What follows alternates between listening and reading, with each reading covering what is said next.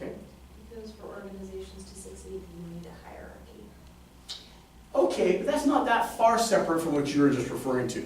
You're referring to maybe how it becomes corrupt. I'm going to say that even when it's not corrupt, there is that recognition. Some people bear more responsibility, are going to be paid more. I think there's that. There's something else too. I think maybe it's the idea of like. I'm going to faint, by the way. Okay. I'm pretty sure this is the first time you voluntarily spoke. Took you 7 weeks, Sam. Steven, not Sam. Yeah, that's why. Yes, that's why. That's why. I didn't call that before. That's I apologize, Steve. I think maybe part of it is the idea like around innovation. So people are more prone to like innovate, and they demand more of that profit along the way. So innovation is experience a meaningful barometer for productivity. Charlie, I'm going to go on a limb. I'm going to say that I think you're probably the youngest person in the room. I'll take it. Okay, Yeah. I'm pretty sure it's kind of a race between the two of you. I'm Only gonna guess. 22. How old are you?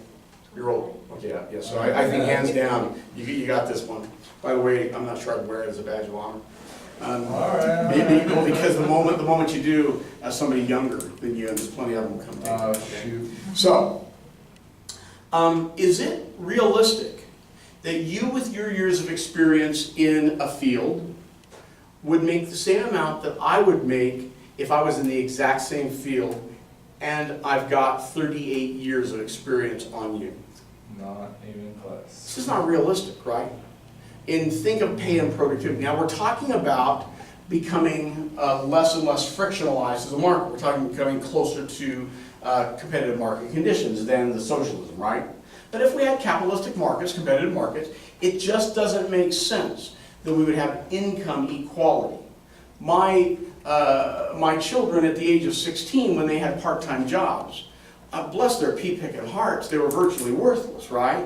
I mean, I remember, I did this. I helped my son get a job at a gas station because I wanted him to have a job. I knew the guy that owned the gas station. I offered to pay half the wage. Because I knew the guy wasn't going to offer him, because my son, and I adore my son, you know, he was not worth the minimum wage at the time. And that took some training. So the guy said, hey, that's a great idea. He milked me for a while, as it turns out, but it wasn't much money because he didn't work very many hours a week. Okay? And my son got a job. And he was willing to listen to the employer where he'd never listened to me, right? Because you guys always listen to your dads, right? Always, yeah. I'm sure you still do. Well, some of us would like to. So it's just not realistic. And those of us with higher incomes, whether it be because of experience, education, whatever it is that begets that, with higher incomes, maybe even natural endowments beget it, right? Some of us are born with higher capacity than others because of just natural endowments, IQs, etc.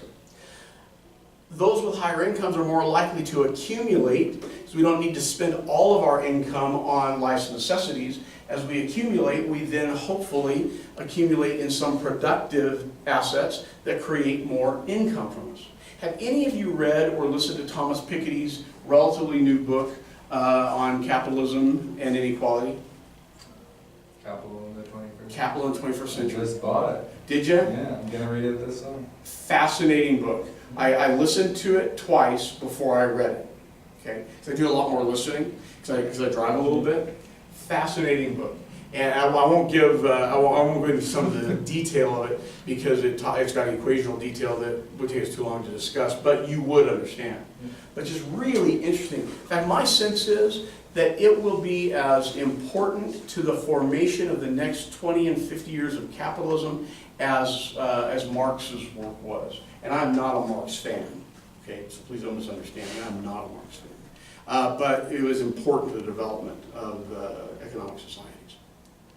Yeah? Sheer curiosity, how can you listen to a book with so many charts? That's why I read it afterwards. Okay. That's why I read it. And because once you have read, I don't know how many economics textbooks and how many hundreds and hundreds of economics articles, you could very easily start to visualize equational structures. Yeah, but there were so many, it is why I read it. R greater than G, that's the key to the whole thing, right? So you're obviously familiar. Rate of growth and GDP, right? Yeah, the rate of growth of the rate of return on investments versus the rate of growth of wages, ROG. Okay. Anyway, so a really interesting book. It doesn't make sense that we would have perfect equality in income equality in a marketplace. So then the debate isn't about whether there should be income inequality. No, the debate shouldn't be about whether there should be income inequality. The debate should be about what's the optimal level of inequality. And one of the things that I think is lost in a lot of the discussions, in a lot of the debate, if you will, is that the antagonists are arguing the wrong point. They shouldn't be arguing against inequality virtually. They should be arguing against the level that we might experience. I'm going to be grossly inaccurate as I give you some numbers here, or some trend lines. But you'll get the basic concept. I'm using a different color. That's not going to show up well on the video.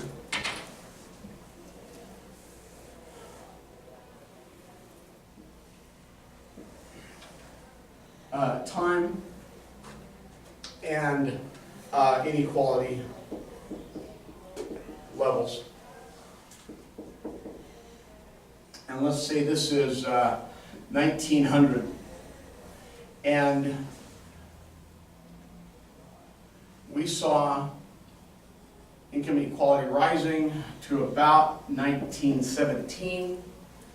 And then we saw it fall, and then we saw it really fall, and it lingered around here, and then we saw it start to rise, and we saw it start to bobble a little bit about 2008.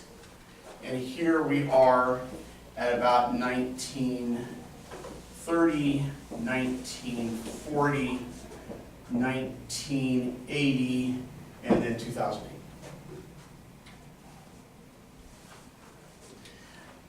Makes sense to us. We know that we came into the roaring 20s, the golden age of capitalism. We saw rising income inequality. The haves, the have-nots were becoming far more disparate. That makes sense to us. We've seen the movies, we've listened to the songs, read the articles.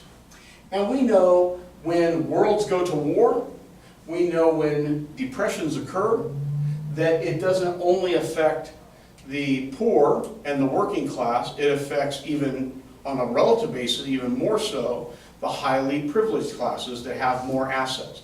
Because not only do incomes dry up or decline, but asset values crash. 1929, right? And so when that happens, we become more and more equal because of those kinds of events. What's interesting is this period. This is a period of unionization. And this is the period that Reich would like us to harken back to. We had far greater equality. It doesn't surprise me that this occurred. And that at this point, we hadn't quite reached the level of inequality of the nascent era of the golden age, of the roaring 20s. It hadn't quite gotten back there. What's fascinating to me is what's happened since. And I show you guys up to this point in a graphic, I think, within the videos, and I don't show you what's next, because when I put those together, what's next hadn't been measured yet. What has happened as we came through the Great Recession? Did we see calamitous events like this? We did. They weren't quite as bad, but we saw them. We saw them. We saw some of them here, the dot-com era kind of thing, so I'm not being proportional enough. But then what happened?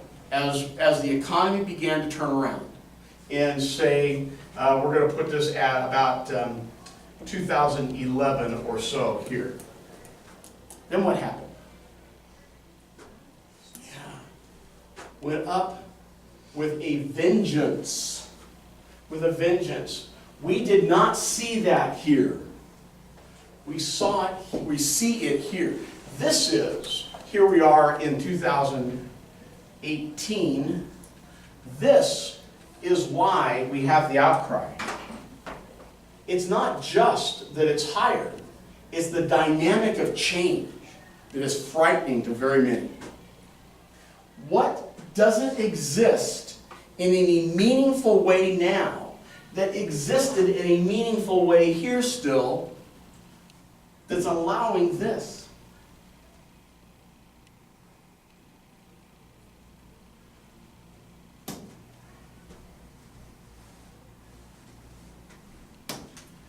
As this rose, unions were losing influence and power. They weren't gone, they were losing.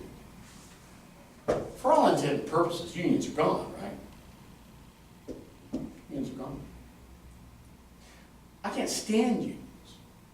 Glad to live in a society and economy that has the effect of them. And maybe this is where I maybe do converge with Reich, that maybe we need to look backwards and find a way to motivate them again. Maybe a little bit, because they did have their effect in place. Is this productive? No. How come? I'm wealthy. I'm not really, but I'm wealthy, okay? I'm happy to have more money than you, Elise. In fact, ecstatic as it turns out. Yeah, What's the problem? so usually when you talk about wage inequality, it's not just wage, it's also time as well. So your workers, or your, I don't have a problem with you working 20 hours a day. This does not ruin my life. true, but it's not good for the society in that workers are making less and they have less time because then they're less innovative. They don't have incomes to go to school, they're less educated, so really. You're still trying to get me to be interested in the worker. You have missed my point. And you're not wrong, by the way. You know this. I never argue with you when you're wrong, okay? You're absolutely right. But there's an effect that we have to think about here for a minute.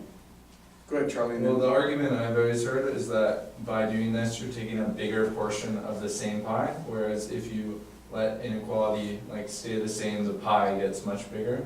So you're getting a bigger slice, like more volume in the second version. You've been listening to Krugman, and you've been listening to Keynes, and my guess is some of those economists at the U, as it turns out, who are my friends, okay?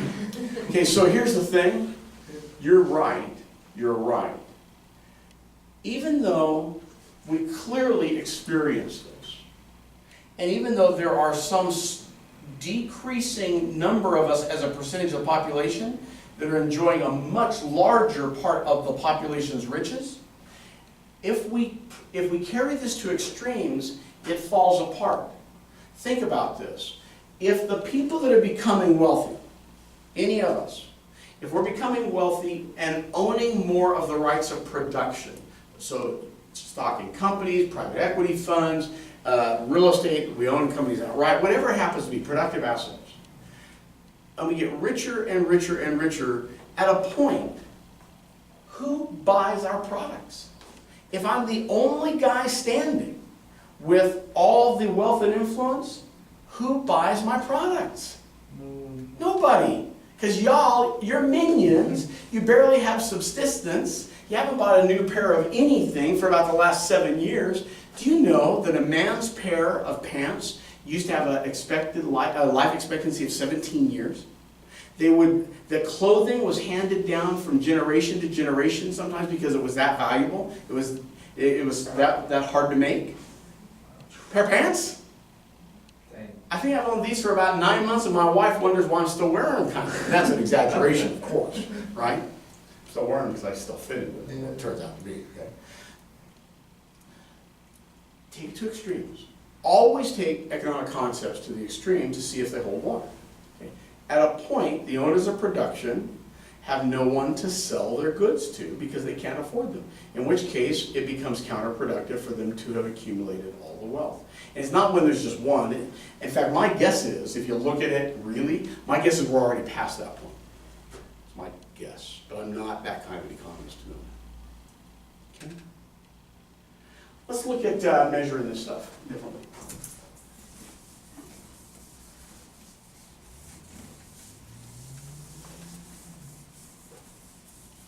But wait, Professor, But wait. in the graph that you just showed us. Oh, yes.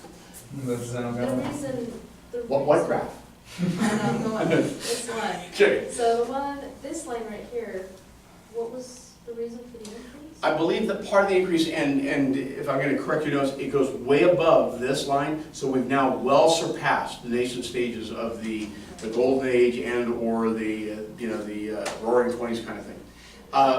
This stage went up at a lesser pace, so we're talking about 1940s to 2008, went up at a lesser rate of change because unions still had power. Excuse me, that was 1980 to about 2000. Still went up because they had lesser power. But now unions have very little power, so there's fewer people that are able to influence decisions for workers, and so as we have recovered, if you will, from the Great Recession, it's been a recovery that's not been enjoyed by the majority of the population. So it's So because, wages have not returned on a real basis. so it's because of less unions? Less countervailing influence, and the organized countervailing influence that we can easily point to is unionization. Okay, so I want to think about a graphic construct and an equational construct to measure inequality and its relevance. Okay. Before I do this, because we'll spend a few minutes in this, I'm going to guess you've each seen the Lorenz curve construction and the Gini coefficient construction I got in the videos. Has anybody not gone through that with any detail? Okay. Those of you that have, are you very comfortable with it at this point? Or are you just modestly comfortable? Who's just modestly comfortable? Okay, all right. So a few modest, one not, and somebody that can teach it for me. No. Yeah, I'm thinking so. There. Okay. I think I actually did it, maybe. So I want to think about a very simple economy, okay? And in this very simple economy, I've got, let's say, 5 actors. I've got John, Sherry, Julie, Brandon, and Beth. And so this is a very simple economy. There's only